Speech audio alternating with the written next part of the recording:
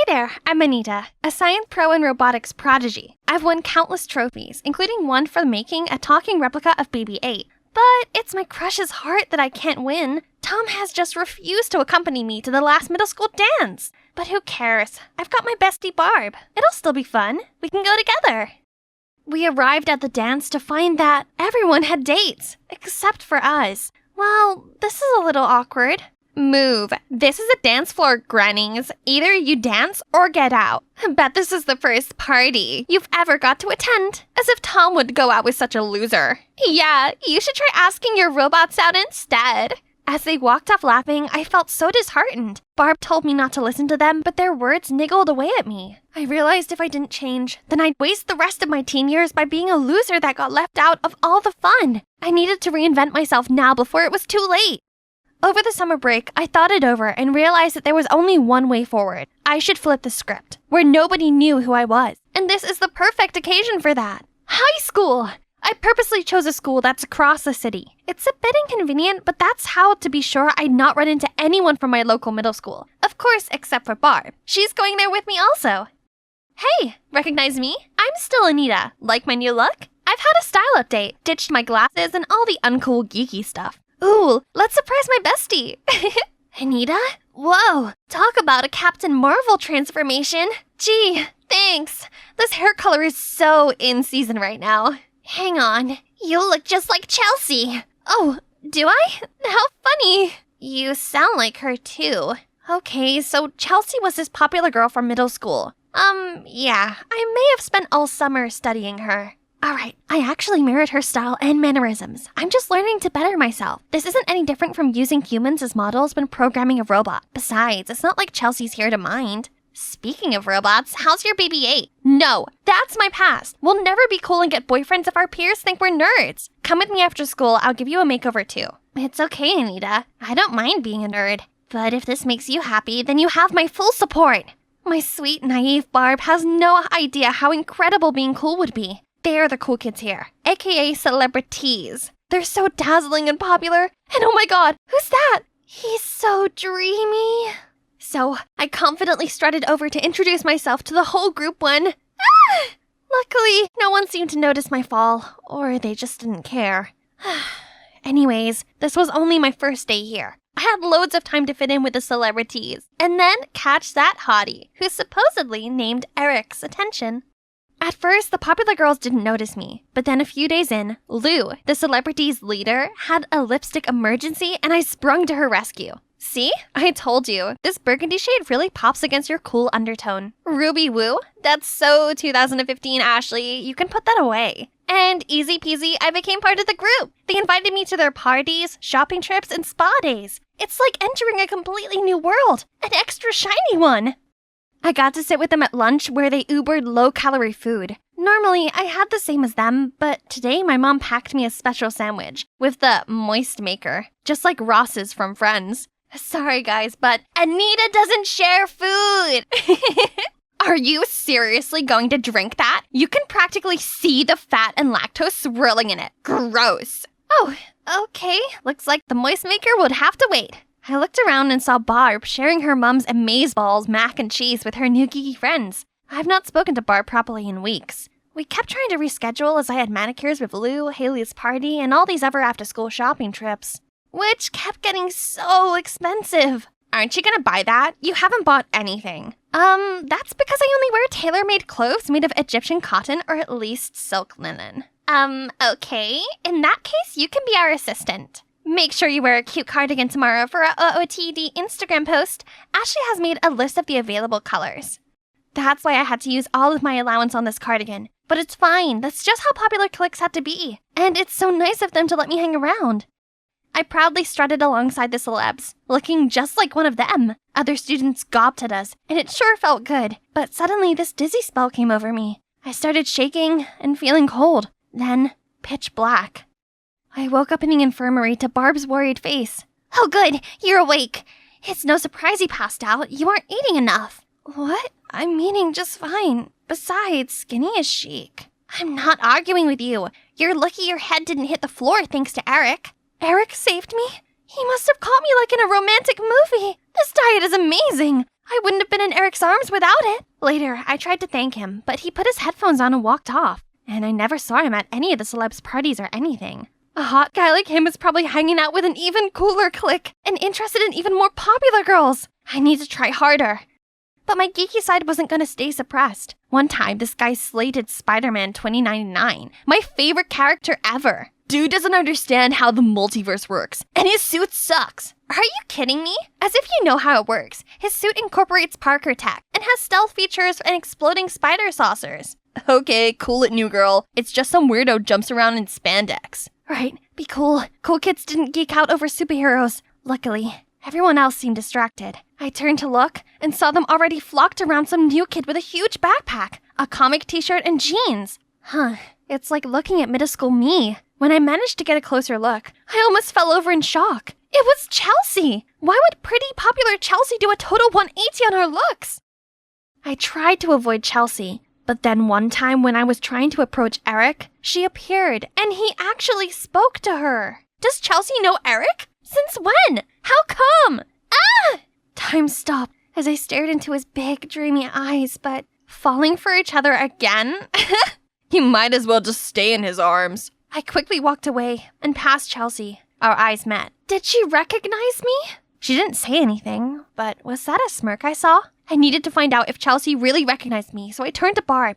It was a bit awkward, as we hadn't spoken in a while, but luckily Barb was cool about it and said she'd try to find out. We chatted a bit, and then she asked me, "We are still going to Comic-Con on the 7th, right?" "Yeah, of course. Can't wait."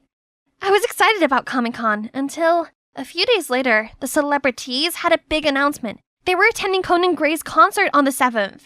Are you coming, or do you have some tragic nerdy convention to go to? Huh? That's oddly specific. I panicked and said yes to the concert. We had to give money to Ashley the next day, and she would take care of purchasing everyone's tickets. But thanks to that overpriced cardigan, how am I supposed to afford this? I guess there was one way to pay for it. Me and Barb's Comic-Con fund, which we'd been saving since middle school. I was only borrowing and would definitely pay it back. The following day, the celebs gathered to discuss the concert. Out of the corner of my eye, I saw a flustered-looking Barb. What about her plan? Did you just spend all your savings on some concert you don't even care about? I'm sorry, I promise I'll pay you back. I just needed some time. So, you spent my share too? How could you? I felt terrible. I never meant to upset my friend like that. I just really wanted to fit in. Only, after that day, I found myself miserable with the celebs. The more time I spent with them, the more things about them got me second-guessing this group's dynamic. For instance, they talked a lot about the importance of being eco-friendly, but ordered Uber Eats almost every day, and constantly brought new, cute, reusable straws in Stanley cups. Moreover, it was always lose weight or the highway, and they even trash-talked their own group members behind their backs. I found myself often looking around for Barb and then feeling extra guilty.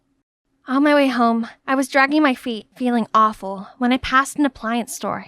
I saw some students from my school's robotics team struggling with their droid, so I gladly offered a hand. "If you want my lunch money, take it, but please leave Gears Brosnan alone. We worked hard on it." I tried explaining that I just wanted to help, but they kept pushing me away. I stared down at myself and realized that I wasn't welcomed because I'd given up everything to look like a celebrity. However, I didn't feel like one. I'd stood by and let the celebs push everyone else around. Was this really the life I wanted? That weekend was supposed to be spa day with the celebs, so I went out to the mall to ask Lou for my concert ticket.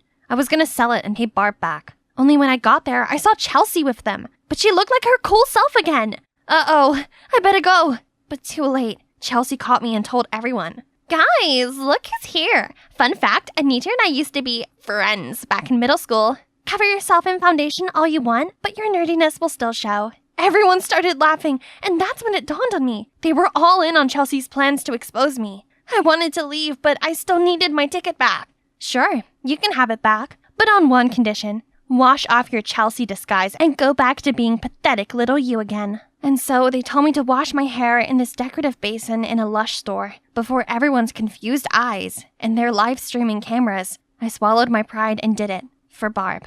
But afterward, Lou turned back on her word. "Actually, I gave it to Chelsea. Tough luck. Oops, too bad I never agreed to the deal Lou made with you." I felt overcome with panic and shame.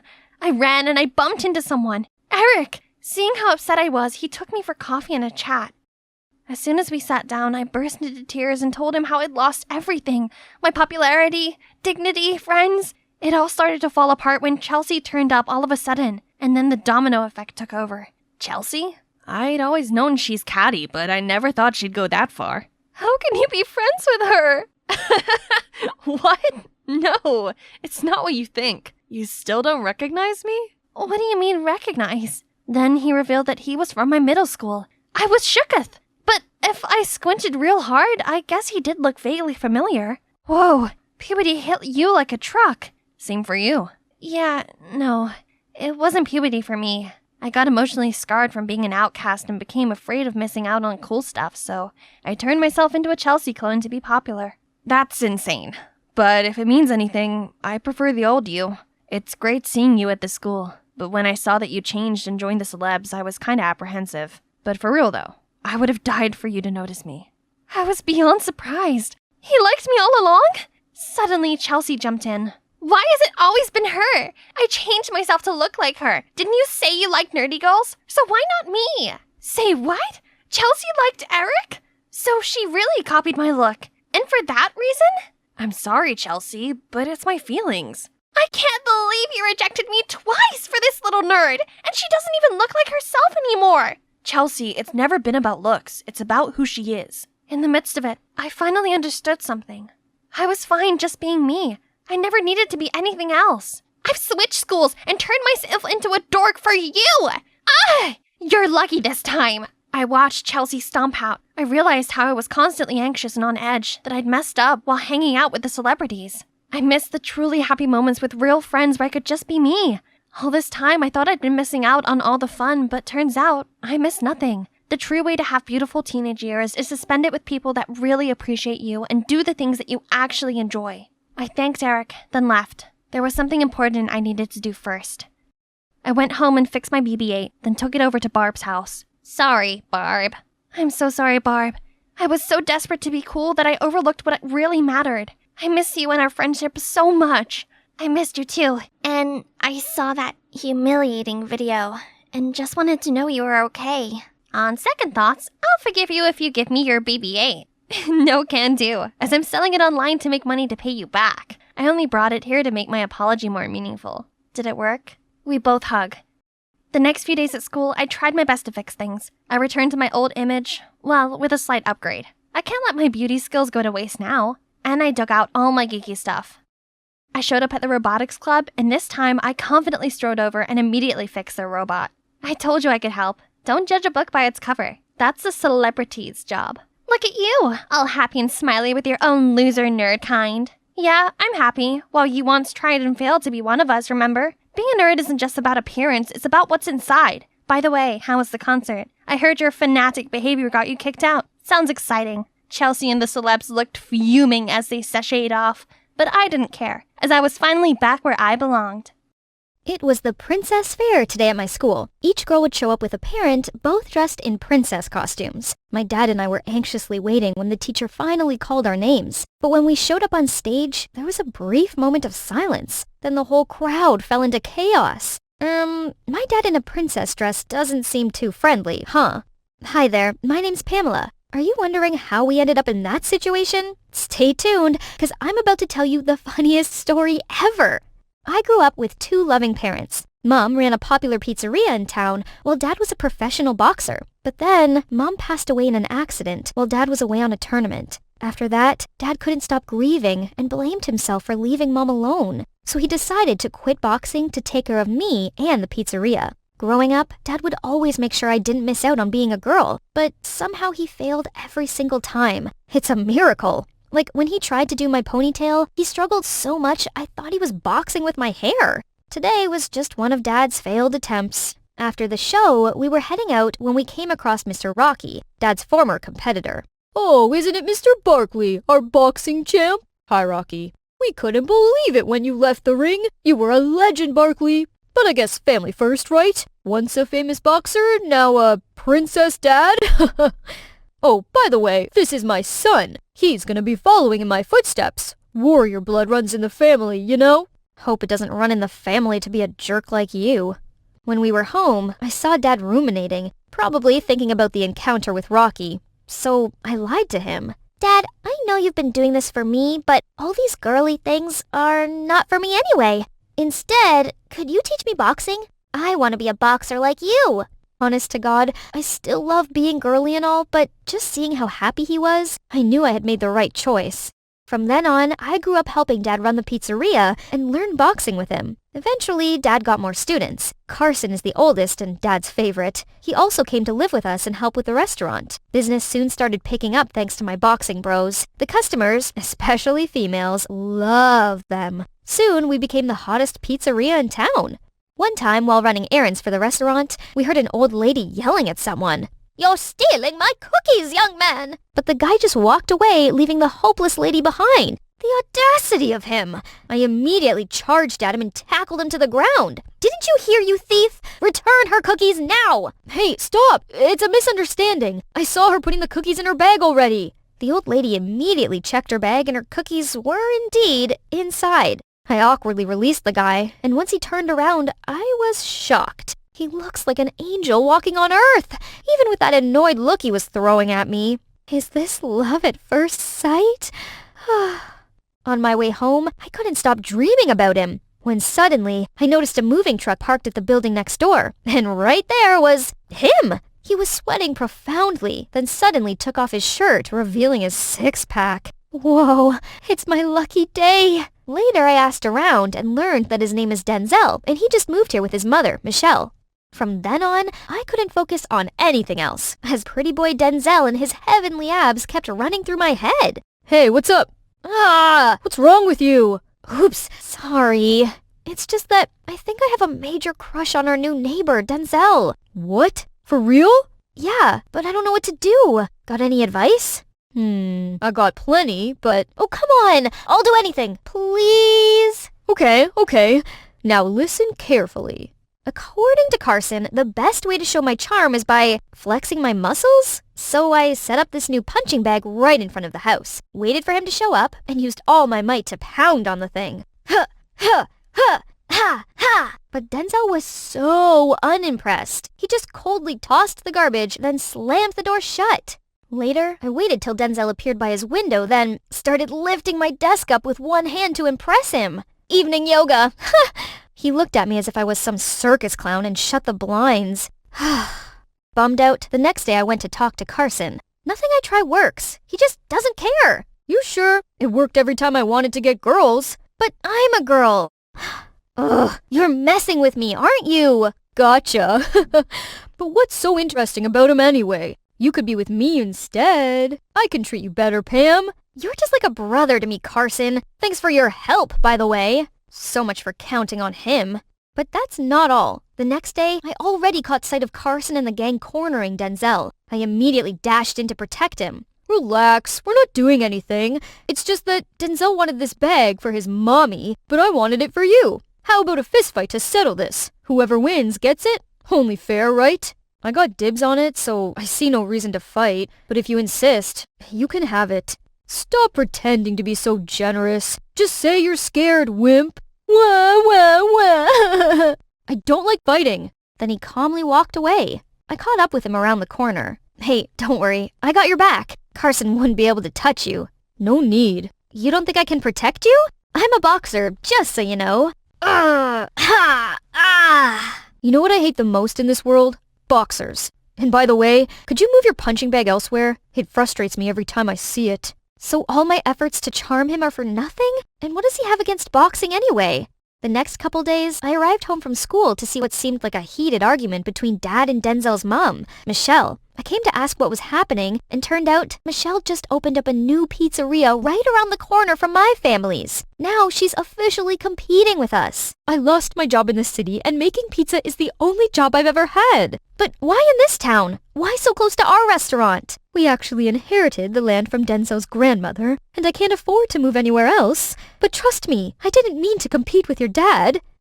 I see. Why don't you come over for cookies? Denzel told me you're in the same class with him, right? Denzel mentioned me? It sure feels awkward with Michelle, but if I could be close to Denzel again, why not? Once inside, I was immediately impressed with a house taken care of by a woman's hand. It's a small space, but felt so cozy. Everything was so organized. And look at all these high heels. Wow! Pamela, I just noticed your hair is so beautiful. Can I style it? Really? Please do!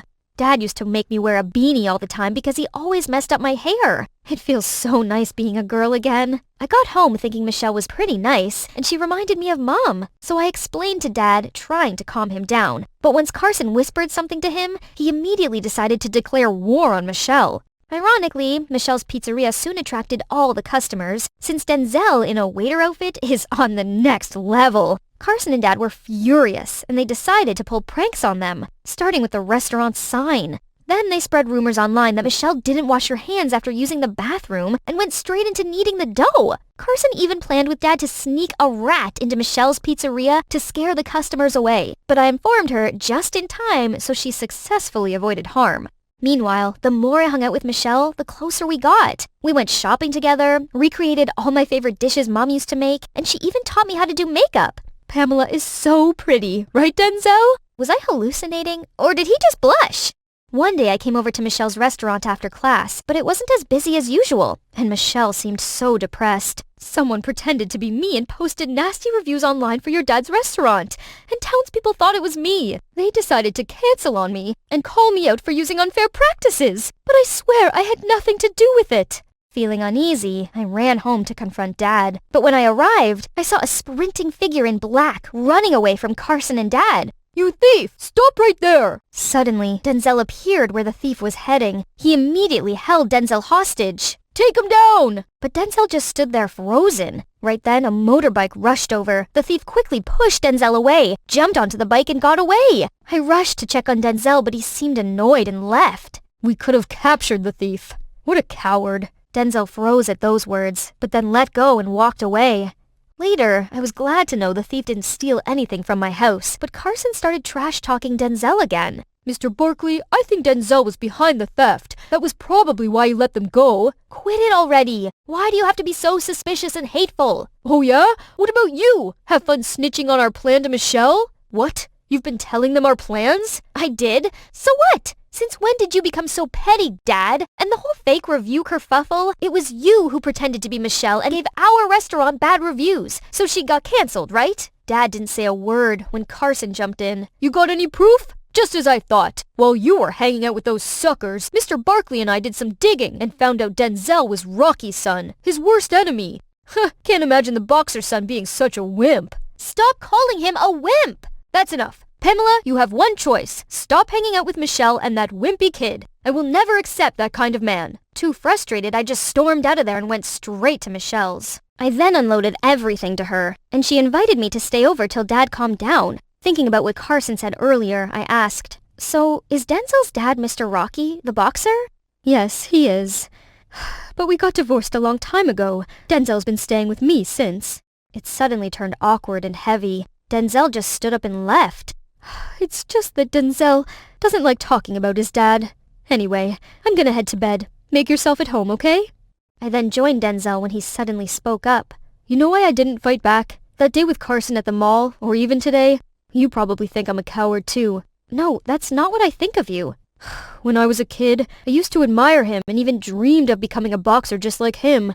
But then that same man, outside the boxing ring, became a monster to my mom. I put him up on a pedestal, but he made our life miserable. So I swore to myself to never use violence and stopped boxing. So that was why. He thought the sport itself made people become violent?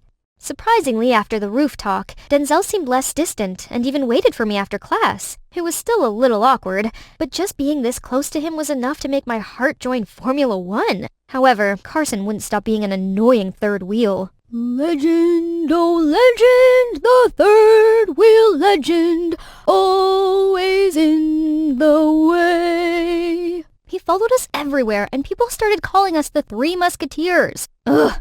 Meanwhile, the pranks from Carson and Dad were getting more and more serious. Michelle's supply trucks were constantly tampered with and lost all of their ingredients on the way. Michelle was distraught, while Denzel was furious and suggested he go get the ingredients himself. I had enough. So that afternoon, when Dad was still busy at the restaurant, I confronted Carson. "It was you all along, wasn't it?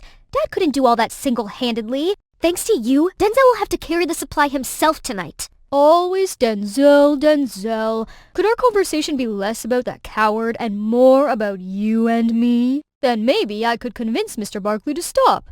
In your wildest dream, even if you were the only man left on Earth, I'd rather go extinct than date you. There, that should knock some senses into him.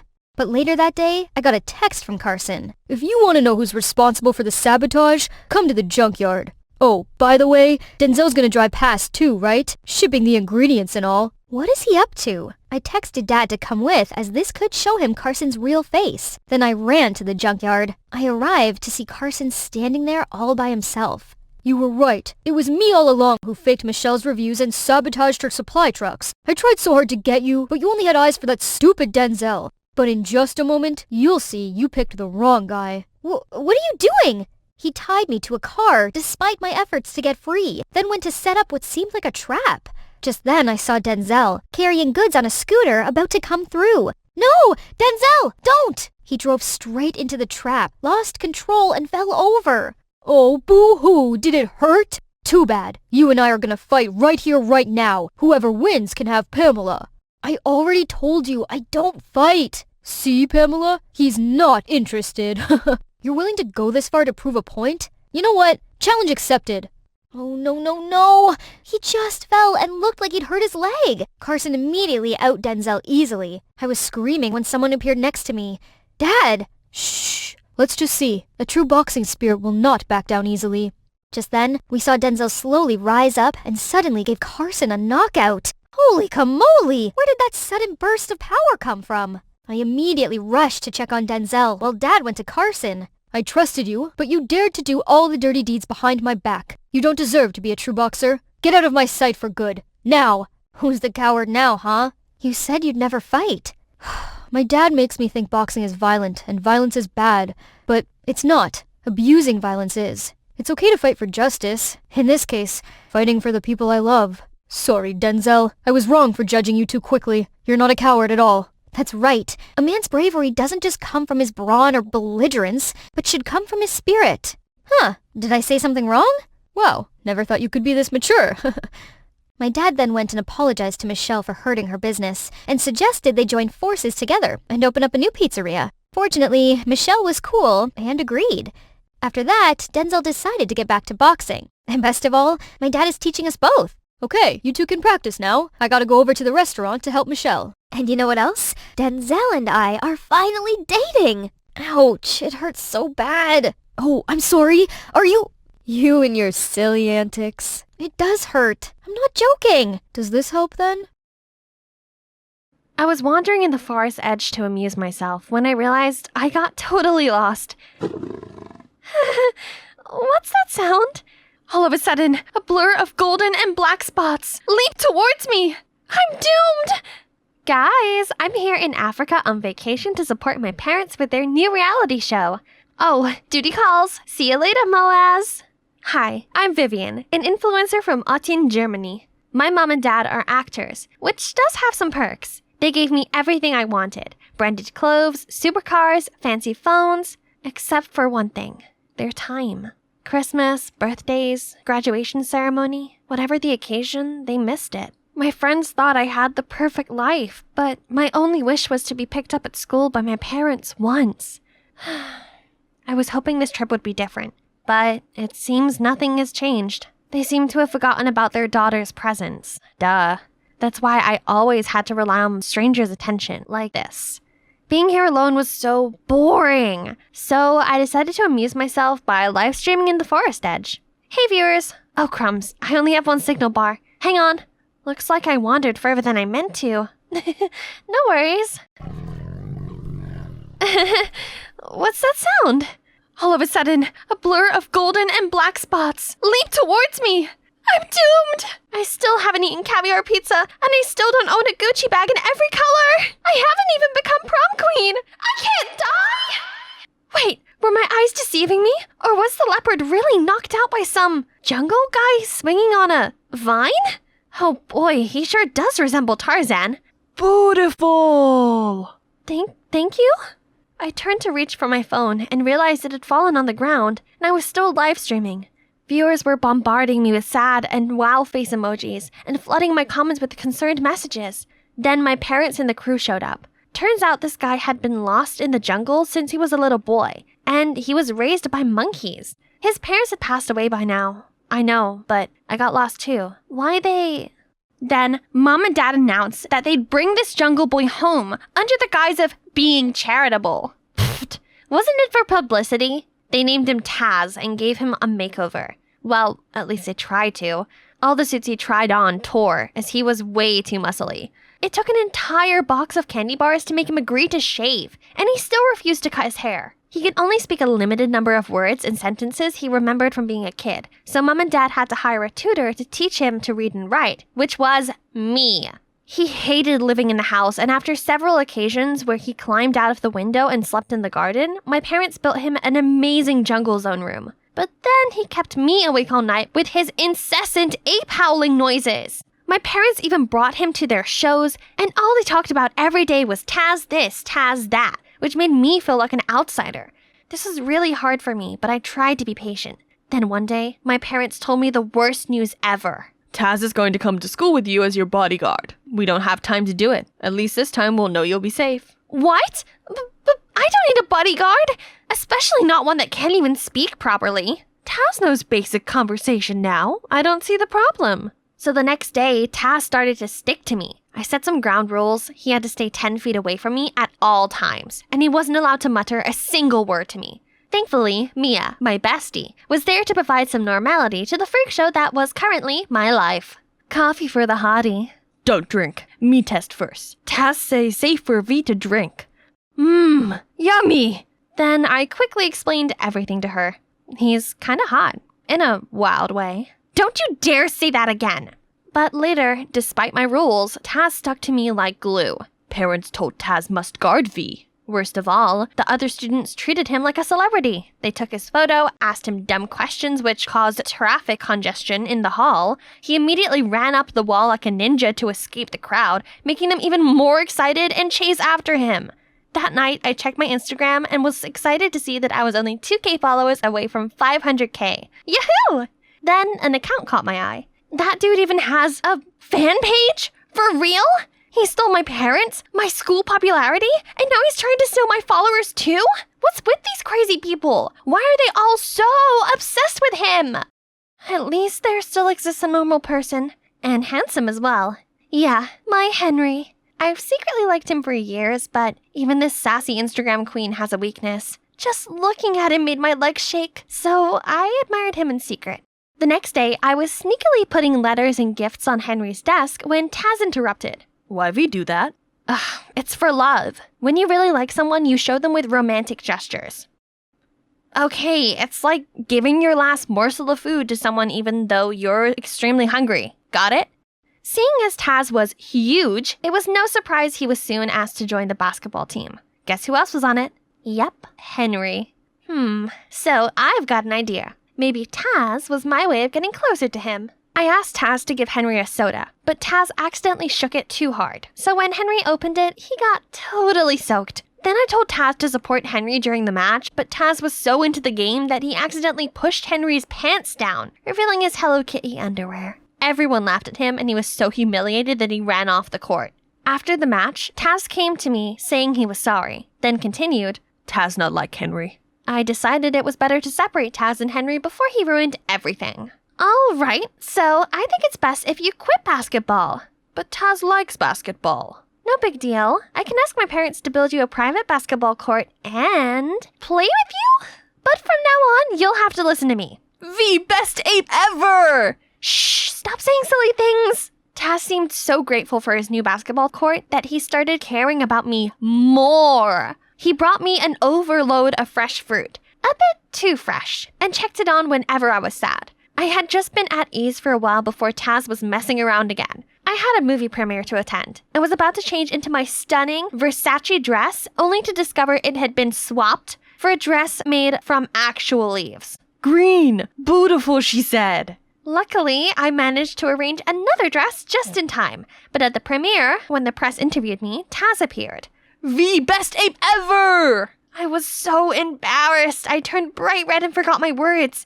Thanks to Taz, I became a netizen laughingstock. I swear that I would pay this back, and my chance finally came. The audience loved Taz, but big crowds freaked him out, and he always tried to find a way to hide. During one press conference, I saw him run off frightened, so I followed him. Hey Taz, is there a place that will make you feel better? I can take you there. We take Taz to jungle? Taz happy. So I took him to the Dower Forest. As soon as we got there, Taz's mood changed. He ran wild and then stopped at a large oak tree. Why letters? This is the bridegroom's oak tree. Local people like to leave love letters here. Then we sat down under the tree, and Taz looked so upset. Taz not like bright light and flashes. That's okay. We can just chill here, right? Great. Seeing Taz leave the show on his own, then surely Mom and Dad wouldn't like him anymore. Only, when we returned home, my parents weren't furious with Taz, but with me. Vivian, you should be setting a good example for Taz, not just inciting and taking him away from important events. Can you stop acting like a child and think before you act for once? I shut myself in my room and I had a complete meltdown. Then I rang Mia to confide in her. Living with Taz is a nightmare. He has to leave. What do you mean?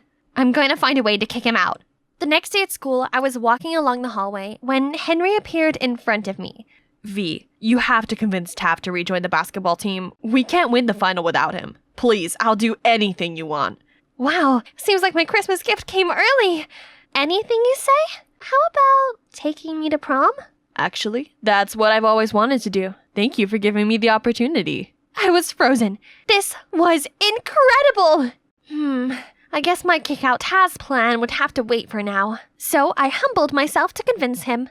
As expected, with the help of Taz, the team won. Only neither he or Henry showed up to get their trophy. I went looking for them and found Taz pouncing on Henry. Taz, stop it! But he was too full off rage to listen to me, so I had to jump between them. He is completely out of control. You can forget about the prom then. This is all your fault. You stole everything from me since the day you were back from that freaky jungle, and now you've beaten up my crush. All you've done is ruin my life. Why can't you just give me alone? Then he left. For real. This felt great, as I'd finally got rid of the thorn in my eye. Only, I couldn't shake away this empty feeling. Scrolling through my old comments didn't help, and neither did live streaming. I suddenly realized I missed the special way Taz cared about me. And when with him, I didn't have to hide or force myself to be anything other than me. I aimlessly wandered to Dodur Forest and stopped at the oak tree. A letter poking out of the hole caught my eye. I picked it up and recognized it was Taz's try-to-be-neat but scribbled handwriting. Henry liar. He's with Mia. My head was still spinning when my phone went crazy. I checked and saw my inbox was full of rude comments. Then I soon found the viral audio. Living with Taz is a nightmare. He has to leave. I'm going to find a way to kick him out. I was literally petrified for a few seconds, while netizens kept going crazy, saying I was so ungrateful to Taz even after he'd saved my life. How could she? I immediately went to Mia's house to confront her about it. It was you, the only one I confided my story. Oh well, Miss Obvious. It was me, so what? Henry's mine, not yours. He just told you what you wanted to hear to get Taz back on the team, but that moron overheard Henry talking to me and dared to hurt him. You! Hi, talk about the jungle, dud. Total simp and stupid. I told him you'd love a leaf dress and he totally bought it. Now, if you'll excuse me, I have to get my hair done for a date with Henry. Mwah. I felt like an elephant had slapped right on the face. So Taz was right. Back home, I gloomily pulled out Taz's letter. But hold on, there's still another part. Why didn't I realize it sooner? Right then, my parents arrived home. They'd heard that audio and were absolutely furious. It's your fault Taz ran away. Now we have to compensate for the contracts of the shows he was supposed to be in. You don't care about anyone! Says you! All you do is give me money and that's it. You're never there when I need you. Never! Even Taz cares about me more than you both do. Then I ran off right away. I kept going until I ended up under this bridge. Then I saw him. He was playing with some stray cats and dogs. I immediately ran to hug him and started apologizing, but he pointed behind me and said, Bad guys, bad guys. I turned around to see two figures headed this way. I dragged Taz into the corner and we watched them bundle the cats and dogs into sacks. They were definitely up to no good, so I used my phone to record them, but... What you aiming at, kids? I woke up feeling dizzy to realize that we were both tied up in an abandoned house. Still no reply from her parents. They better pay up, or else. You're wasting your time. They don't care about me. The thieves ignored me and kept calling and calling, but still no answer. That was it. I was gonna die here. We. Then, when it was pitch black out there, the door barged open and walked in Mom and Dad with a bag of money. As the thieves counted the money, Dad tried dialing the police, but one of them came throwing his phone right away and beat him up. Say goodbye to your daughter. Please don't hurt her. Hurt me instead. This really shocked me, as I'd only ever seen other people bowing to my parents before, not the other way around. The one guy raised a plank of wood to hit me, but right at this time, Taz leaped free and knocked them out cold. The police arrived soon after that and arrested the thieves. Mom and Dad immediately rushed to me. Are you okay, sweetie? We were worried sick when you were nowhere to be seen, and we're sorry for making you feel unwanted. We never had money growing up and struggled a lot. That's why we wanted a different life for you. We kept working and thought giving you money over our time was the best way to show our love, but we were wrong. Mom, Dad, what I really need from you is your presence. It's more precious than anything. And thank you for everything. Okay, I protect V. I protect animals too. Now I've realized what I needed the most. It was to always stay true to myself, like this dummy. I didn't want to be some fancy influencer anymore. Instead, Taz inspired me to use my reputation to establish an organization to care for abandoned animals. As for my dear ex-best friend and dear ex-crush, meh, they didn't matter to me anymore. 'Cause you know what? The sweetest revenge is to live a fabulous life. At the end of the prom, I asked Taz about the note. Taz, did you write this? I'm glad you asked. I practiced many times to say those words. Now time to say officially. I like you, V. You're my best ape ever.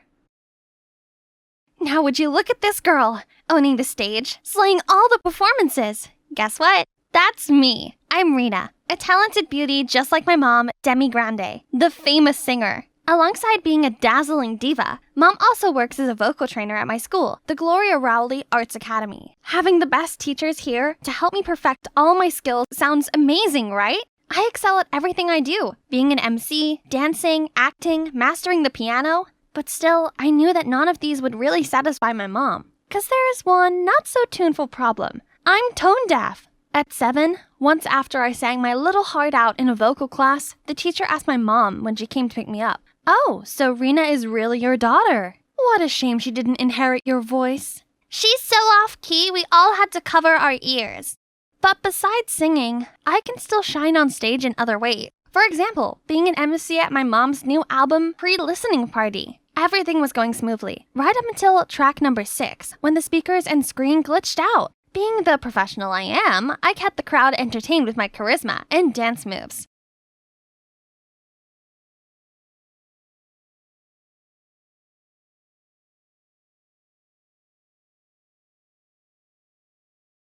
Rena, sing us a song too, please! Suddenly, the rest of the audience were nodding in agreement. I hesitated, but then decided to go with it. Just a short one. Can't be that bad. 'Cause I'm in the stars tonight. So watch me bring the fire, set the night alight.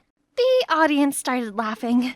Oh no, if only Harry Potter could lend me his invisibility cloak right now. Please help! Suddenly, Hey, everyone! Sorry for the technical issues. It seems to have affected the sound system also, causing voices distortion. So, not letting you all wait any longer, how about we do an acoustic performance for this next song, in which Arietta and I had the honor to feature with Miss Demi Grande. I assure you won't be able to get this experience anywhere else. the crowd cheers so loud. They must have forgotten about my disastrous performance. Thank God. Everyone was surely enjoying this.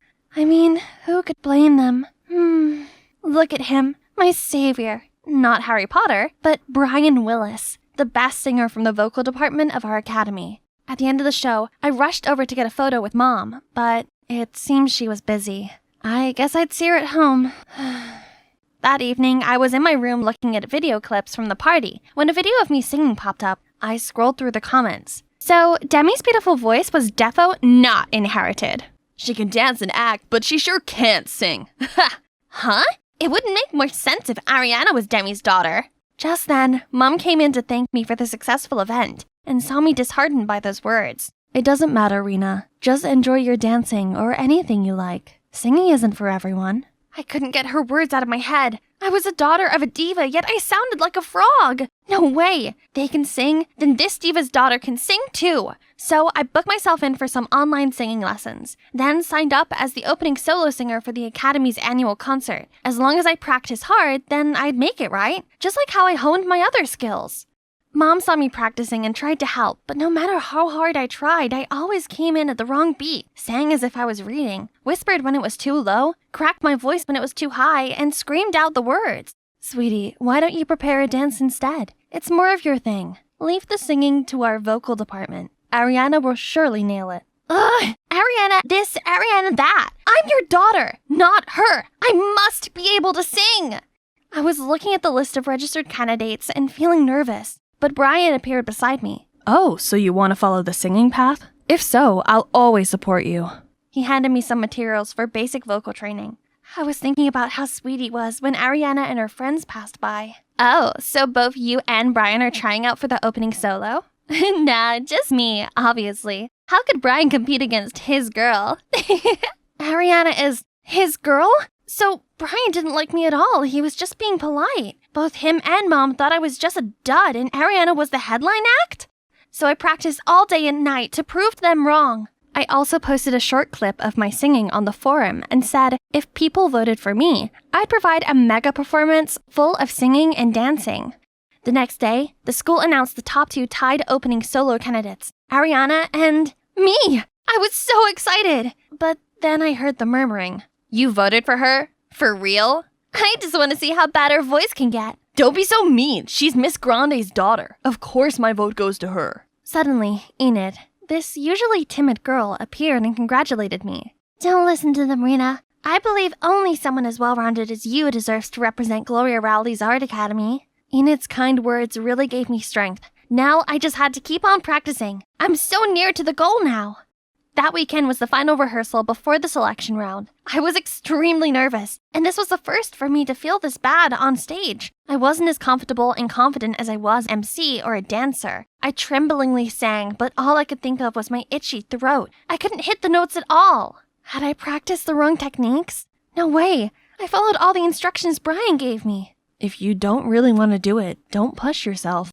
I just feel a little under the weather today, so I didn't want to push it too hard. Don't worry, I've got a wonderful performance in store for everyone on D-Day. Oh, Brian, where have you been? We need to run over our duet one more time. Ariana again?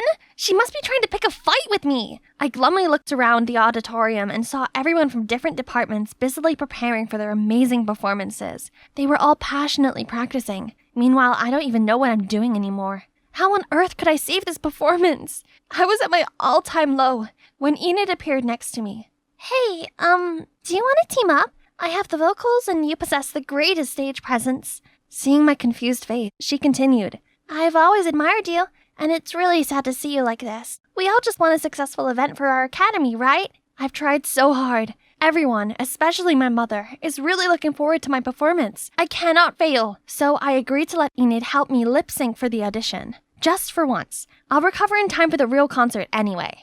The audition started off great. Enid was backstage singing, and turns out her voice is Taylor Swift level amazing. It's even more soulful than Ariana's. Seeing the crowd's stunned faces, I confidently gave the performance my best shot. But then I suddenly noticed the crowd's confused looks and realized something. Enid had stopped singing. Panicked, I turned on my mic to sing, but my voice came out as an off-key tremble. I sounded terrible, but I managed to finish the song and then rushed backstage. As soon as I stepped backstage, I saw my mom and some of the other students, including Brian and Ariana, gathered around Enid, who was sobbing, saying that her mic broke and that she didn't mean to let me down. Enid, what are you doing here? I can't, Ari. Please forgive me. I can't do it. Even though you're my sister, I can't. What are you talking about? Wait, you two are sisters? Oh, I see. So Ariana teamed up with Enid to sabotage me. I knew I wasn't Ariana's favorite person, but this was low, even for her. Now I was a laughingstock to everyone. It had been a horrible day, so I just wanted to curl up in my room and be left alone. Only, Mom knocked on my door. Sweetie, can we talk? I was too sad to answer, and Mom must have been mad at me, as she didn't try knocking again. I can't blame her. I would too if I was a mom. A tone-deaf daughter like me really embarrassed her. As expected, the next day at school, everyone was buzzing about 3 hot topics. The first one being my lip syncing. Rena can't even sing properly. Her performance was a joke. But she's truly a great dancer. She's better off focusing on that. The second, that they suspected Ariana of being the mastermind who set me up. And the last one was a surprise at how awesome Enid's voice was. That whole morning, I couldn't escape the gossiping. Worse still, clips of my lip syncing were posted online, and now the Academy had been accused of favoritizing a celeb's daughter over talent. I never meant for it to affect my mom and the school's reputation. I know I needed to try and fix this, so I decided to apologize in front of everyone during lunch break. It was my idea to lip sync, and I know it was dumb. I'm sorry. I shouldn't have done it. But before my friends could reply, Enid spoke up. Rena, I didn't mean to blow the lip sync plan. Ariana begged me to, but I refused. It was a completely unintended incident. Please, drop the act. I never asked you to do that. I didn't record our convo because I trusted you. Because you're my sister. But come on, Ariana, you know what you said. Oh, you didn't record it? Then it's a good job I did. Ariana then pulled out her phone and played a video. Why were you lying about the lip syncing? Relax, you should be thanking me for helping you eliminate a rival.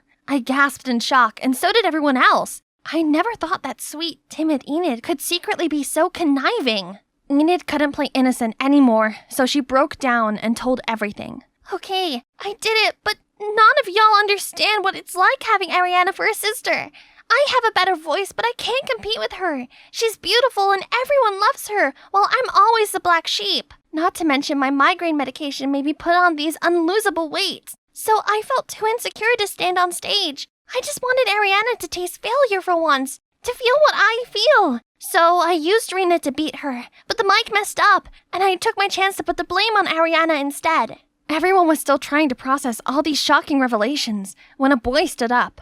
Voila! Everything is clear. It's just some selfish scheme of one person. GR Arts Academy is full of awesomely talented students. Stop the dumb rumors. Turns out, that guy has been live streaming the whole thing. Now that the case was closed, both Mom and the Academy's credibility was restored. But this drama is still too much for me. I needed a breather. As I listened to the birds chirp around me, I began to feel calmer. But then I saw Ariana coming over. I'm sorry about my sister. It's true I'm a bit jealous of you, but I'm not that spiteful. Jealous? Of me? But you're pretty, have a superstar voice, and everyone in school loves you. How about you, huh? You're beautiful, multi-talented, you can MC, act, and dance. All I can do is sing. Okay, so turns out Ariana isn't as unapproachable as I thought she was? She's actually nice. Maybe I shouldn't have been so quick to judge her. Suddenly, Brian charged over to us with an alarmed look on his face. Calm down, Tiger. I'm not harming your girl. She's all yours now. Your girl? Why are you here and not at home? I'm not ready to face Mom just yet. She must hate having a tone-deaf daughter. Rena, you were wrong for lip syncing, but it's not your fault that you can't sing. Singing isn't something mandatory for all human beings, is it? But do you know how proud Miss Grande is of you? She always brags to us about your achievements and plays us your performance videos. Brian's wise words made me feel a lot better. He was right. I shouldn't have lip synced. I should have just embraced the things I'm actually good at and just been myself. After talking to Brian, I felt ready to go home and face Mom. Everyone expects me to sing as well as you. And I too honestly thought that if I kept practicing, I'd be able to. But the truth is, I'm just not a singer, and I never will be one. I know you're mad at me, but I can't be like Ariana. I'm so sorry. Sweetie, I never want you to be anything other than you. I'm so proud of you, and I'm sorry if my actions ever came across differently to you. I wasn't mad at you, at all. I really just wanted to give you a hug last night, but I didn't hear anything from you and thought you might need some time on your own. So, you're not upset that I'm not a singer? Of course not, silly. I just want you to be happy and pursue whatever you love. I'm glad Mom and I had cleared things up, but I couldn't stop thinking about Enid and why she did what she did. So that evening, I texted her. The lip sync was a bad call, but it made me realize that no one's good at everything. We all have our own strengths. Mine isn't singing, but yours is. Your voice is truly angelic, so don't let anything stop you from doing what you love. I'm glad we're okay now. You're right. Being a singer angel doesn't require a stick figure. Thank you, and I'm sorry. I'm relieved that's all sorted. And Enid learned her lesson and now realizes just how amazing she is. I was anxiously waiting backstage for my performance. Luckily, I had Brian by my side to support me, even if he was fussing a bit too much. I'm only the backup dancer. Go check on Ariana. She's the star of the show. I'm not the one on his mind. You're his one and only priority. Hey, he even gave up his chance to sign up for opening performance for you. Huh? You really did that for me? Your priority? Since when? Yes, since I saw you emceeing on the first day of school.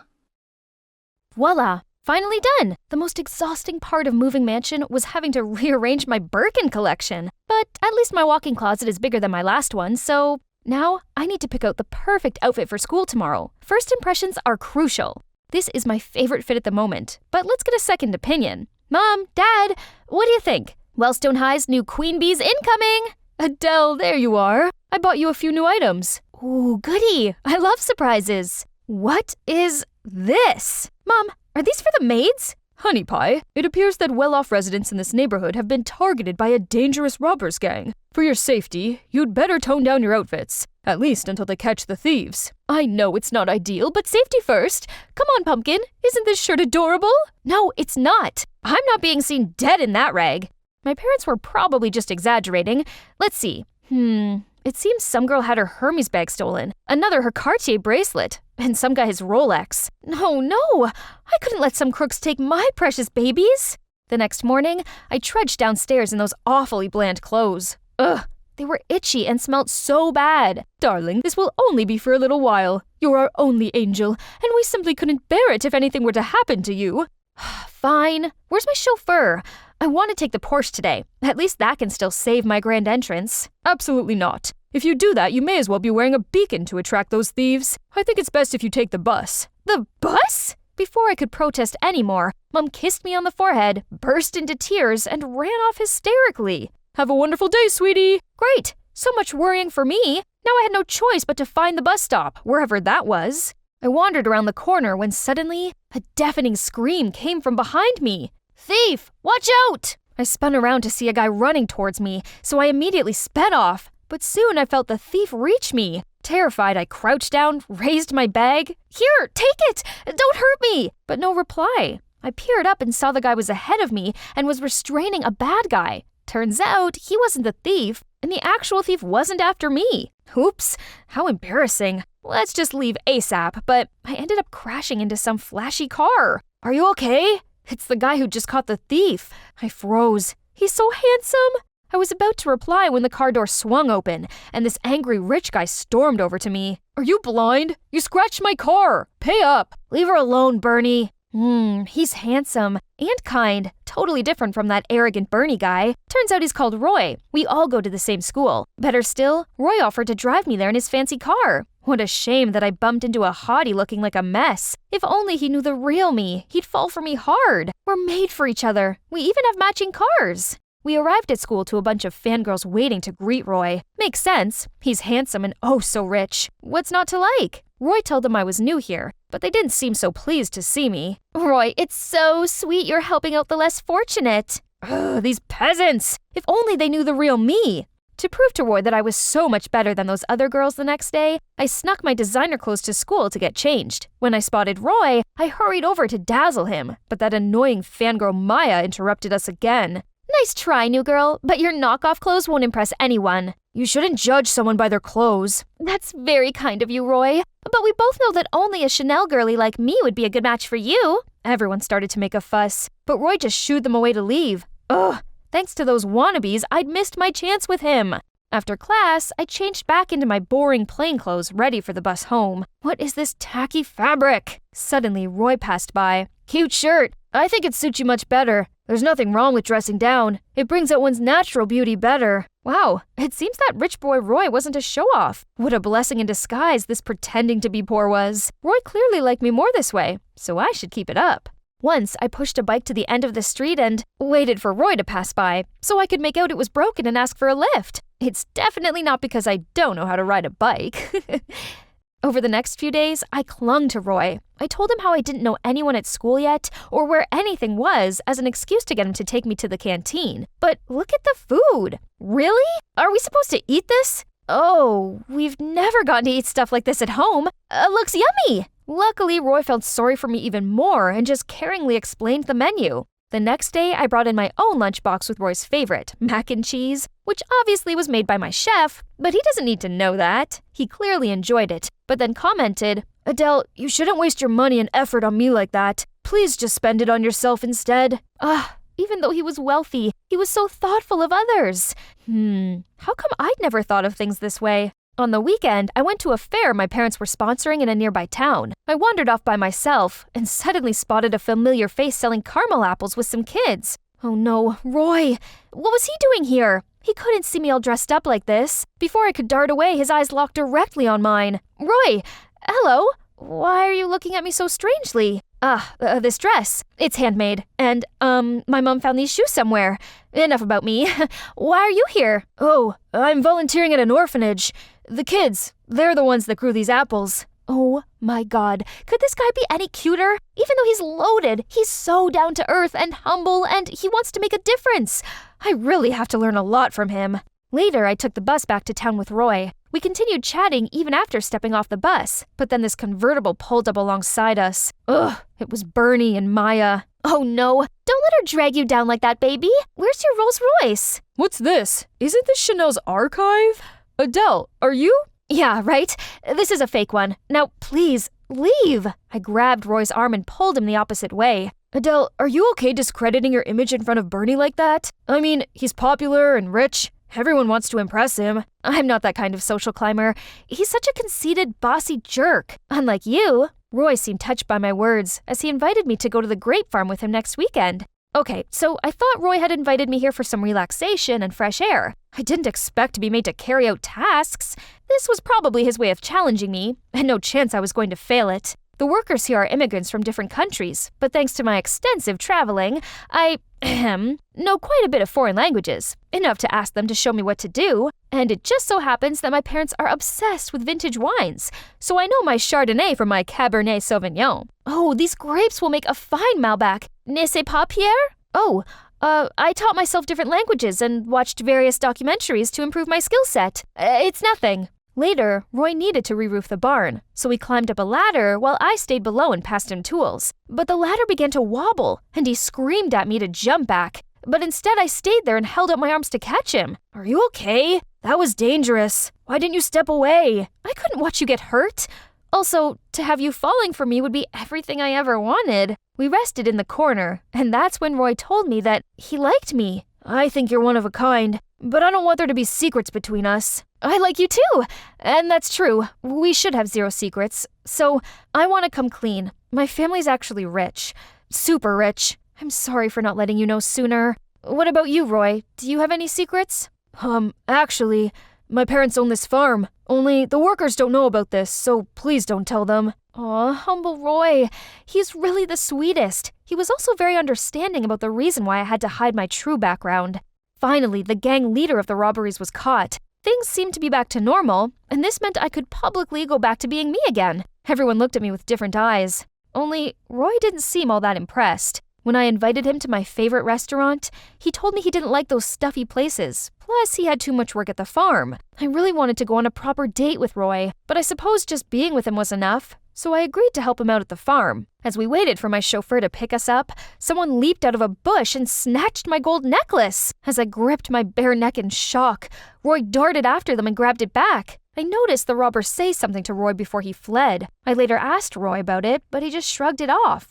The next day at school, a woman in tatty clothes ran in, saying she urgently needed to find her son. When she saw Roy, she rushed towards him. "Oh, here you are! I thought something happened to you! Someone told me you were in trouble!" Everyone began chattering. "Roy, you're wealthy. Why don't you buy your mom some nice clothes?" He looked dumbfounded, then muttered, "I'm not rich. I lied." "What? Why? You always said money didn't matter, but you live in this facade?" Roy avoided my eyes, mumbled out a sorry, then led his mom outside. So this whole time, I didn't know who he truly was? Feeling hurt and deceived, I screamed out that it was over between us. My heart was cracked into two. This was horrible. Then I arrived home to see my parents frantic. Someone had sent them a threatening letter saying, "I will come when you least expect it and take what I want." My parents were terrified that something bad would happen to me, so they hired bodyguards to protect me. The next day, a whole squad showed up, and to my utter shock, amongst them was Roy. "What are you doing here? What's your scheme?" I replied to the advert. "I didn't know it was for you. Please, Adele, I need this job. I could really do with the money." I hated that he'd lied to me, but I couldn't be that heartless. So I agreed that he could be my bodyguard as long as he knew his limit. Having Roy follow me everywhere really sucked. So when Bernie appeared and asked me out, even though I didn't particularly like the jerk, I agreed to it. It felt good to dress up and be taken to fancy restaurants, and it felt even better to see how raging Roy looked. On my way to the restroom, Roy stopped me. "Bernie's not who you think he is. Please stay away from him." I put his words down to jealousy and shrugged him off me. If anything, what he said made me even more determined to get closer to Bernie. So when he suggested I throw a party at my mansion for my 16th birthday and invite all my friends, I immediately agreed. The party was great. It's been a while since I was able to have fun and forget about the recent shenanigan for a moment, thanks to Bernie. "Wait a minute, Bae. I've prepared a big surprise for you." The lights went out, and I waited, wondering what it could be. But it's been a little too long. I called out for Bernie, but nothing. I didn't hear from Roy either. Realizing something was wrong, I found my way inside the house and was suddenly grabbed by someone. "Shh, let me show you something." He led me to the garage, and I caught Bernie trying to start the supercar. Next to him was a bag full of priceless jewelry. "That was fast, but I didn't come here alone." "Yeah, but your teammates are already taken care of." Then Roy opened the garage door, and the cops rushed in to arrest Bernie. Outside, I saw a couple of other robbers being led away in handcuffs. "You again? You can act all high and mighty all you want, but you're no different from me." It turns out, even after the leader was caught, the robbers gang was still alive and well, and Bernie was a member. He only pretended to be rich to fool his victims and provide intel to the gang. Knowing my true background, he's the one who stole my necklace, but the mission failed because Roy stopped him. As revenge, Bernie leaked information about Roy's family. "I should have exposed your rich kid facade sooner. I let you off several times out of respect for our close friendship, but you still wouldn't leave me alone." "Close friend? Who falsely accused me of theft then?" As he was being led away, I suddenly remembered something. "What about the letter? Why did you do such a stupid, unnecessary thing?" Bernie looked confused and insisted he didn't have time to write insignificant things like letters. "It was me. I wrote it. I knew Bernie wouldn't stop trying to steal from you, and I didn't want you to get hurt. So I sent the warning letter for your family to take cover." Roy walked off, but I went after him. "What about some accusation between you and Bernie? Is it the reason why you have to live a fake life?" Roy explained he and Bernie used to be close friends. Roy was always poor when Bernie's family was a little better off. Roy discovered that Bernie was involved in some petty thefts, so Roy tried to make him stop, but he only took revenge by accusing Roy. Although there was no specific evidence, due to his poor family background, people always assumed that he'd done it. So when Roy transferred schools, he decided to pretend to be rich, so no one falsely accused him again. Oh, my poor Roy. Ugh, why is finding my balance so tricky?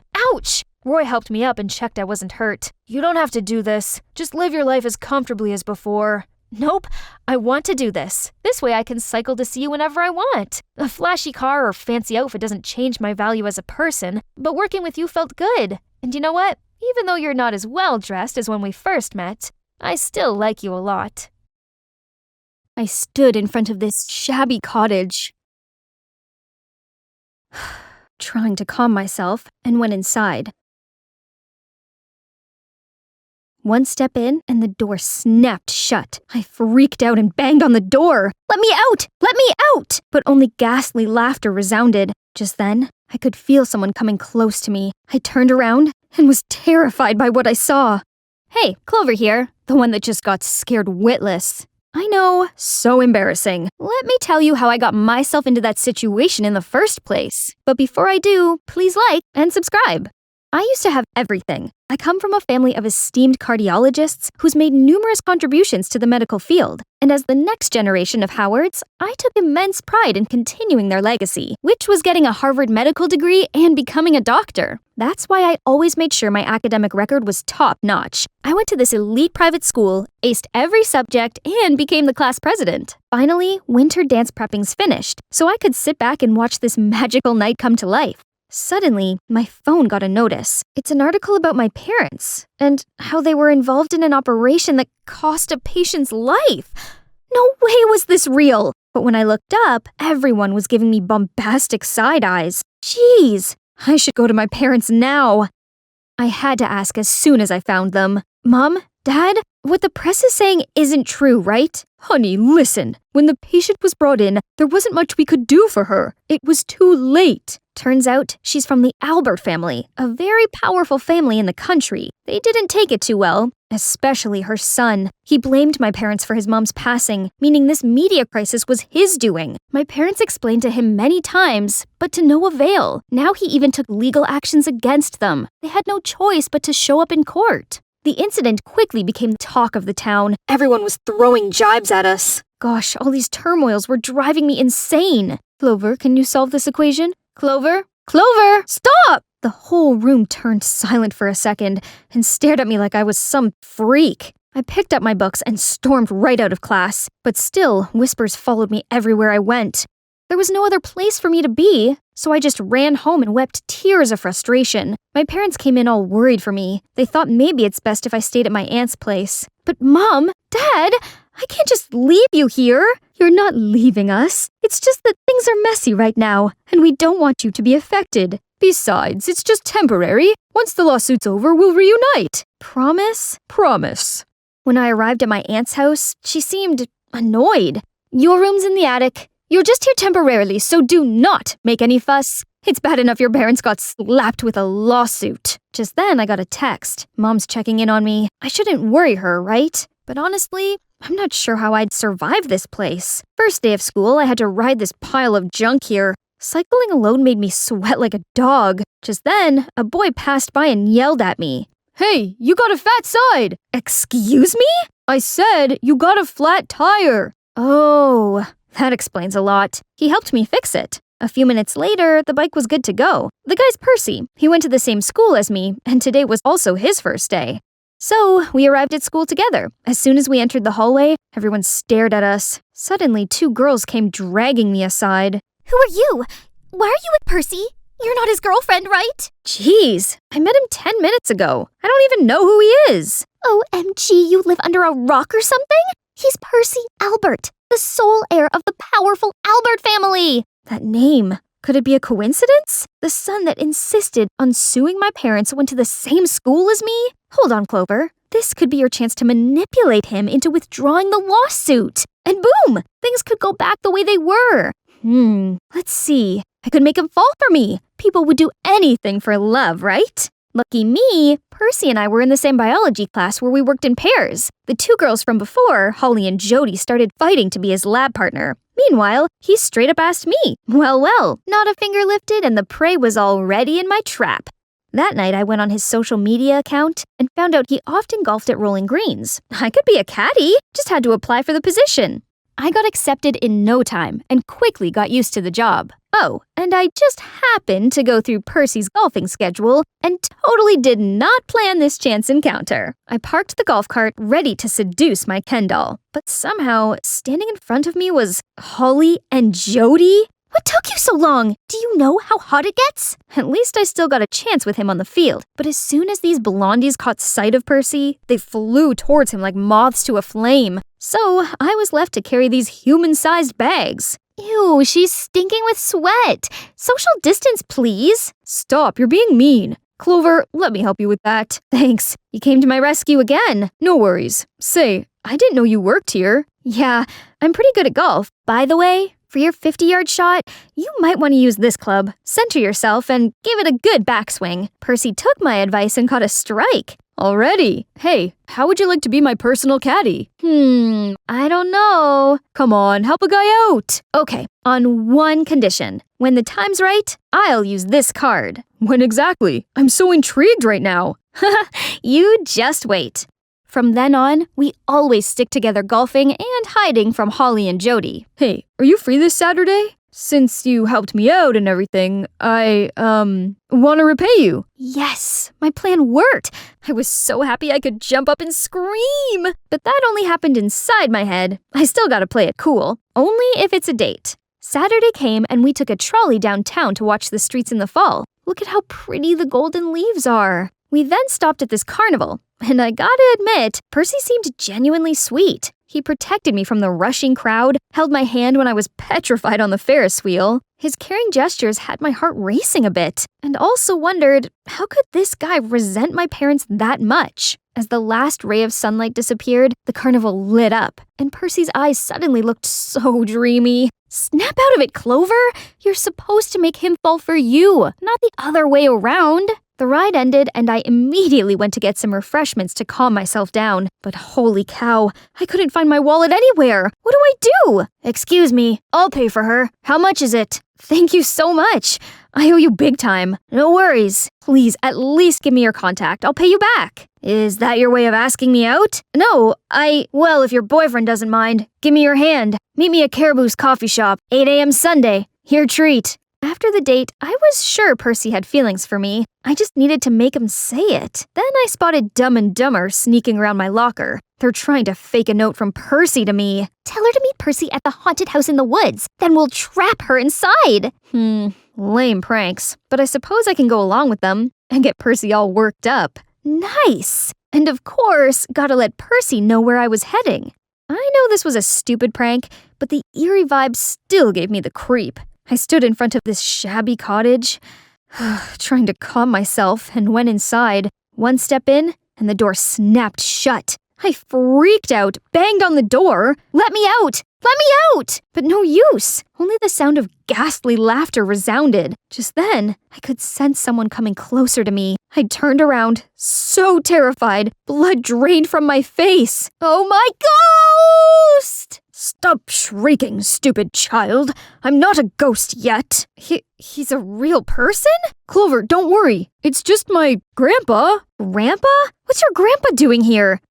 This is my house. So, this used to be his granddad's house when he was young. Since Percy's mom passed away, Grandpa's health deteriorated. No one in the family cared about him except Percy, as they were all deep in sorrow and hatred. Percy mourned for his mom too, but had to stay strong for his grandpa. So, he brought him back to this peaceful house, hoping Grandpa would feel better. At that moment, I felt bad for what happened to Percy and his family. Losing their loved one must have been so painful. I suddenly understood his motive now, and he badly needed this hug. Clover, I think I'm in love with you. I gushed over his words. Looking in his eyes, I knew it was real, and what I felt for him was also genuine. We could work this out, right? I'd tell him the truth and my side of the story. He'd understand. Percy, But one phone call from Mom changed everything. Honey, we lost the case. Their son has taken everything away from us. Our property, our legacy. Your dad was so distressed, he almost had a heart attack. Hearing Mom's words, tears started streaming down my cheeks. What was I thinking? How could we possibly be together? After that, I avoided Percy completely. I also decided to move out of my aunt's and find a new place. And guess who hooked me up? It's Hunter, the guy I met at the carnival. We did end up going on a coffee date. He seemed cool and knew his way around town. So I asked if he knew a place that me and my parents could stay, as they'd move here soon. Look at this. Pretty cozy, huh? Hunter was nice enough to help me move. Just then, there's a knock on the door. I opened it to see Percy. He got so worried and went looking for me. But once he saw Hunter, he was dumbstruck. Didn't expect you'd find this place so fast, brother. Wait, you two are brothers? Sadly, yes. And we're supposed to mourn for our late mother. Yet here he is playing lovebirds. With you. If losing Mum isn't that big of a deal for him, let's see how he'd like losing you. Don't you dare touch her. Or what? You'll punch me? You Alberts are the worst. Was ruining my family not enough? What are you talking about? I'm Clover Howard. My parents were the doctors who tried to save your mom, but got punished for that. I was so stupid to think I could convince you to drop the lawsuit. My family's in shambles now. Happy? I didn't know. Get out. Never come near me again. Percy had to haul off with a regretful look. A few days later, my parents arrived. I told them everything that had happened, but they said the son who pressed charges was actually Hunter, not Percy. Turns out, their family situation was complicated. Hunter went missing when he was 7, and not until recently did he return. But then his mom unexpectedly passed away. He must have been so miserable that he had to take it out on us. Percy, on the other hand, was really thoughtful and understanding. He did all he could to stop his brother, and I just put it all on him. I had to go fix this. When I got to the cottage, Percy was trying to stop Hunter from messing with my family again. You don't get a say in this. You grew up with Mum's love while I got nothing, and you couldn't even pay her proper respect. We can mourn her in different ways. Mom wouldn't want us to dive deep in hatred. Mom wouldn't want us to befriend people who couldn't save her, and you fell in love with their daughter? Traitor! Hunter was about to punch Percy. I had to stop him. Quick! Clover? You should leave now. No, I came here to apologize to you. We gotta work things out. Then let's have a little chit-chat, shall we? I was so close to having a taste of Hunter's fist when Percy came between us and took the full blow. We both ended up on the floor, and when we looked up, their grandpa was already there and witnessed everything. Percy, Hunter, stop fighting! His breath suddenly fell short. His knees were trembling. I immediately called my parents for help, but Hunter snatched my wrist. What are you doing? Call your parents here to mock us? No, I'm just trying to help. He then was on the phone with their family doctor, but she couldn't come because there was a storm blocking all roads. Please, can't you see Grandpa's in pain? You shut it. I'd never get help from those lousy doctors again. Hunter, I'm sorry for what happened. I really am. But don't let your hatred endanger your granddad. I could see Hunter's conflict, but with every second passed, their grandpa became pale. His breath got weaker. He needed to decide now. Please, save him! I immediately called my parents. Minutes later, they arrived and gave him first aid right away. Luckily, Grandpa reacted positively to the medication and gradually recovered. Hunter then broke down in tears. I can't believe I almost put Grandpa in danger just because of my blind hatred. And you didn't think twice about helping. I'm so sorry, everyone. Clover, Mr. and Mrs. Howard, I promise I'll make this right. The following day, Hunter arranged a press conference admitting he was wrong to bring my parents to court. Thus, he'd take full responsibility in fixing his mistakes, including clearing our reputation and compensating us financially. When it's settled, we started a new life here. My parents bought a house, founded this hospital to help people, while I got to continue my dream of becoming a doctor. Harvard Meds, here I come! Oops, almost forgot. Of course, Percy and I got together. You didn't think we went through all that, and I never admitted my feelings, did you? I'd been holding it back for what felt like forever. Now, I get to have my happy ending. Not every day a girl outside the aerospace community like me could attend this creative science festival thingy, but here I was, all thanks to my genius boyfriend Mike, who just got accepted into MIT's aerospace engineering program. This is all really interesting. So great that Mike brought me here. Hey, you ruined my project. Who are you? Sorry, I'm Mike's... Mike? I can't believe he's talking to another girl when his girlfriend is in trouble here. The girl followed Mike and immediately fixed the model I just broke. Such an unfortunate brain behind her flashy clothes. Shh, keep it down. She's Mike's girlfriend. Really? Our valedictorian is into airheads? Huh? I thought Mike and Liana were a thing. Liana, the pretty girl who just fixed a freaking spacecraft model in a split second, is being paired with my boyfriend? I'm Chloe, by the way. Sorry, I didn't introduce myself sooner. I just, never felt so self-conscious before. Mike and I have been together since high school. Back then, I was popular and had many boys chasing me. Everyone seemed amazed that a girl like me was with a nerd like him. But now, Mike's already an intern at NASA despite being only a freshman. Looks like he's a celebrity among his peers, and I was just his brainless girlfriend. For the first time ever, I felt like I had no place being such an elite student's girlfriend. I couldn't stop thinking about what happened at the science festival, so I decided to talk about it in my talk show, Bubble Buzz. Although I didn't show my face, I had heaps of listeners, and every time the show was on, they flooded my comments section with excitement. Welcome back, my friends. So today's topic is, can a person's heart change when they go to college? I have a friend, Sally. She's been with her boyfriend for 2 years, 10 months, and 21 days. But now he's gone to college in another state, living among new friends and new girls. Should she be worried that she'll become old news? Obviously, out of sight, out of mind. Your friend should dump him before he does. No matter how good a relationship is, it can't escape the 3-year curse. The 3-year thing is real. All high school romances are doomed in the real world. Mike and I had been together for almost 3 years. Was this 3-year curse really hitting us? Every comment seemed to believe it, while user Twinkle Star seemed to think this whole curse was silly. Curses don't exist. Relationships aren't easy. Both partners have to be willing to make an effort in their long-term relationship. 2 years or 10 years, it's irrelevant. Why does someone as serious as Twinkle Star listen to my show anyway? Since my early days hosting the show, this person always comments with confusing and boring quotes. I'm sure the curse was not a silly thing at all. Whether it was my 3-year friendship with my first best friend Ella, or my parents divorcing after 3 years of marriage, the 3-year milestone was real. Actually, I do know one couple who beat the curse.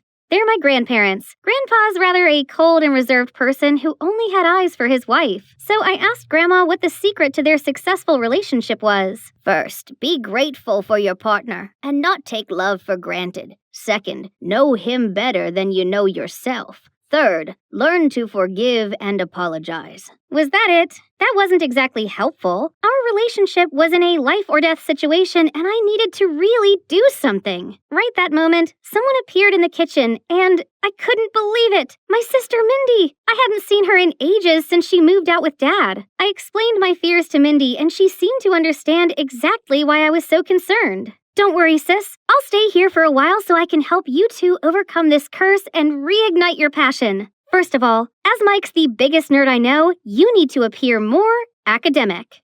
Taking Mindy's advice, I gave myself this academia aesthetic, then went to see Mike at the amusement park. Oh look, there he is. Huh? Chloe? You look different. Since when did you wear glasses? I've, always worn them, Mike. You must not have noticed. I stayed up late last night to watch a physics documentary. Now it's time to impress Mike with my knowledge about how water fountains actually work without electricity and run solely on gravity. How the fat in ice cream impacts the freezing point, and I could taste the fat droplets. And how G-force and inertia were taken into account when mechanics made roller coasters for the thrill. But he didn't seem impressed at all. Chloe, you're not yourself today. Are you okay? I'm not okay. I've been wiggling my foot at you for ages, but you never noticed my undone laces. You didn't let me try your ice cream first, as you always do, and you didn't notice the effort I put into learning all this sciencey stuff for you. I'm sorry. I have this big project on my mind, and... Mike Jenkins, you've changed. The Mike I know and love was attentive and wouldn't let me walk around with untied shoes. You don't love me anymore. It all got too much for me, so I hurried off. Well, as quickly as I could with my shoelaces flailing. As soon as I got home, I phoned Mindy and told her everything. I was so lucky to have my big sis. OMG, he did what? It sounds like he just doesn't care about you anymore. Do you think? Maybe he was just... No, if he cared, he would have come after you. Instead, he let you walk on dangerous sneakers. Mindy was right. Mike grew cold on me. This 3-year curse was real. Now what should I do? There's only one thing. You'll have to test him. I've been sitting here for the past hour and Mike hasn't... Here he comes. This was Mindy's idea, faking a car malfunction and calling Mike for help. Wow, you're so good. I'd still be stranded here alone without you. You could have asked someone else or called a garage. There wasn't even anything wrong with... It doesn't matter. But you're my boyfriend. Yes, your very busy boyfriend who lives in a different state. Anyway, I got a dash, and we'll have to take a rain check on next week. I have a lot on my plate. Then Mike left, leaving me more afraid of losing him than ever. As if he just left. His new environment changed him even more than I thought. Chloe, you have to infiltrate his space now before you lose him forever. So I went sneaking into Mike's dorm room and transformed it from nerdy to romantic chic. I hear footsteps. I better hide. I can't wait for him to see it. There's Mike, but... Huh? Who's with him? Oh, wow. Romantic much? Then the other person started taking their clothes off. I leaped out of the closet ready to tackle this man-stealer to the ground, but... Hold on a second. That's actually a man. Mike's roommate, Gus. Chloe, what are you doing here? I'm sorry. I just wanted to surprise you and ask you to come on a date with me today, tomorrow, whenever you're free. I told you I'm busy this week. I have an inspection tomorrow. So, you mean I'm bothering you? You don't need me anymore? Here, you can use my ID card and go with Mike to the inspection. Make it a hot date. That's very kind of you. Thank you so much. One way or another, my infiltration mission was a success. Hehe. The next day, I came to this technical area with Mike and just stuck to him, not knowing what else I was supposed to do. Chloe, don't touch anything, okay? Mike, there you are. You have to come and see this. She dragged him off, and did she just smirk at me? Ugh! What an awful pick-me girl. She was obviously trying to separate us. No way was I gonna let her get away with that. I'd show them all that I deserved to be with him. While Liana's by herself walking around with a VR headset, I came to tell her to keep her hands off my boyfriend. Oh, there you are. Stay away from Mike. Little do you know that he has a girlfriend. You're just a clingy airhead that he's too polite to break up with. I'm the perfect girl for him, not you. I'm the most influential radio host on social media, and a third wheel like you call me an airhead? I'll make sure everyone knows what a horrible person you are. Really, so scary. As if I'll be worried about those pathetic gossip girls. How dare she? I pushed her, and suddenly, smash! Her headset broke into pieces on the floor. Oh no, Mike told me not to touch anything. What are you doing here? What happened? I'm so sorry, Chloe. I know that you're not okay with this whole thing, but I'm Mike's teammate, and we have to interact a lot. Nothing is going on between us. You're overreacting. Then she ran away in tears like she wasn't at fault. She's lying. I didn't say that. She said she wants. Chloe, enough. I'm too busy to worry about what chaos you're gonna cause next. I think we should take a break. He took the ID pass off me, leaving me feeling like my whole world had crumbled. After crying an ocean of tears, I decided to make this right. I threw away my ego and texted him first, but before I hit send, I received a message from Mike saying he was sorry and we would have a trip to celebrate our 3-year anniversary. This meant we weren't over and the curse wasn't true. Ooh, I needed to figure out which outfits to bring. I got everything packed and ready for our vacation of a lifetime. It was gonna be so romantic. But all of a sudden, Liana rushed to us and flung her arms around Mike. My pet dog, Nova, she's passed away. I can't be alone right now. I'd rather die. That lying party pooper. Poor Mike didn't know what to say, so she just jumped in the back seat without my permission. No problem. The more, the merrier. I'll invite my sister to join us too. Mindy proved to be super useful, always interjecting whenever Liana approached Mike. But Liana just became more and more shameless. She glued herself to Mike and had the audacity to lie down next to him, like I was invisible, and even ate his ice cream. Worse still, my oblivious boyfriend didn't seem bothered at all. She's more cunning than I thought. You need to step up your game. It was such a beautiful night, but that third wheel Liana was buzzing around Mike like a mosquito. Then she started talking about physics stuff, and now he's so caught up in their conversation, I may as well have disappeared. How could I make Liana see Mike loves me, not her? Well, I wasn't sure if he loves me anymore. Chloe, you long for attention so badly you're willing to hurt yourself. She's already hurt because of you. This is her special 3-year anniversary, and you invited yourself like how you've always wormed your way in. I bet you don't even have a dog. I diverted my gaze from a fake crying Liana to a confused-looking Mike. Chloe, what are you trying to do? I'm worried you've lost your passion for me because we're at the 3-year mark. We have different interests, and I can't help but feel insecure about us. If you keep acting like this, well, I just don't know. I've been thinking about our future too, and I've decided it's time for us to... Oh, no. This isn't happening. I think I'm pregnant. We got back 2 days ago, and Mike still hadn't contacted me. This curse had caught up with me, and I lost him for good. I just wish I hadn't lied about the baby. Then maybe our breakup wouldn't have been so awkward. This called for retail therapy. I stepped outside and saw Mike with a massive suitcase. Chloe, I've abandoned the project and dropped out of college. I'm going to take care of you. Both of you. Mike scurried around the house to make it pregnant woman friendly. He threw out all junk food, coffee, and even mayonnaise. Also, my high heels were packed away, and Mozart was played everywhere in the house. Apparently, it'll make the baby a genius. We were going to have the perfect, happy family life. But when I went to my room to get my laptop for my next radio show, I couldn't find it anywhere. I asked Mike and he said, I packed it up with your high heels, makeup, books, and put them all in storage. You don't need any distractions. Just me, you, and the baby from now on. No more radio, studying, or friends. We can have a bunch of kids and grow old in this house. What? This wasn't what I wanted. Neither of us should have boring, unfulfilling lives or give up our dreams, right? I might not have my laptop, but I still had my phone. Welcome back. Today's topic is my friend Sally again. She lied about being pregnant so her boyfriend wouldn't leave her. Should she keep lying or tell the truth? This time, Twinkle Star appeared again. I know she's always been a brave girl who isn't afraid of admitting her own faults and correcting her mistakes. She should tell her boyfriend the truth and explain how much she loves him. Sounds oddly specific. Who's this person? Actually, Bubble Buzz, we know each other. Before I could ask him anything else, Twinkle Star went offline. Whoever that was, I think they were right. So I went downstairs to talk to Mike, only he wasn't there. Instead, Mindy jumped out of nowhere holding a pregnancy test and a bottle of Coke. I just need to dunk this in here and the plus sign will show up clear as day in case Mike has any doubt about the baby. No need to. I'm going to tell him the truth. Are you sure about that? What if Mike gets mad? I stopped and thought about it. No, as scary as it was, I couldn't do this anymore. I was looking out for Mike by telling him the truth. Where was he? He had to be around here somewhere. Liana, why was she here with Mike? Mike, I'm sorry, but Chloe's not pregnant. She admitted on her radio show. You deserve to be with someone who wouldn't make up such awful lies. Someone like me. Oh no! I lost the chance to tell him firsthand. Now Mike would never talk to me ever again. Chloe, wait. I couldn't turn around and bear the disappointment in his eyes.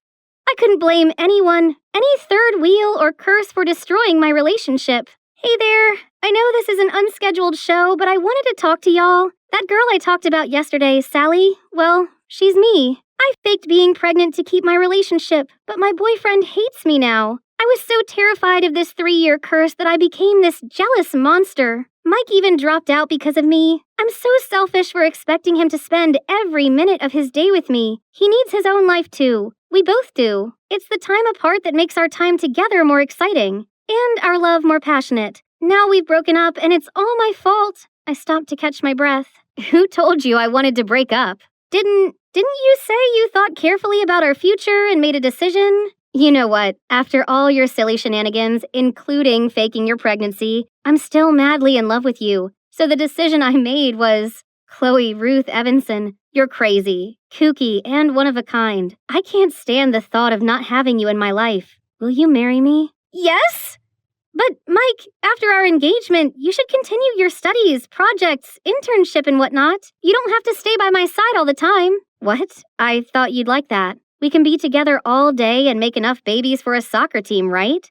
Relax, I'm just kidding. I knew you were lying about the baby all along. Your grandpa told me. Turns out, Twinkle Star was none other than my grandpa, who saw that I needed some guidance and tried to give me objective advice. Mike only went along with the lie to tease me. Who knew my nerdy boyfriend could be so playful? Or should I say, my fiancé?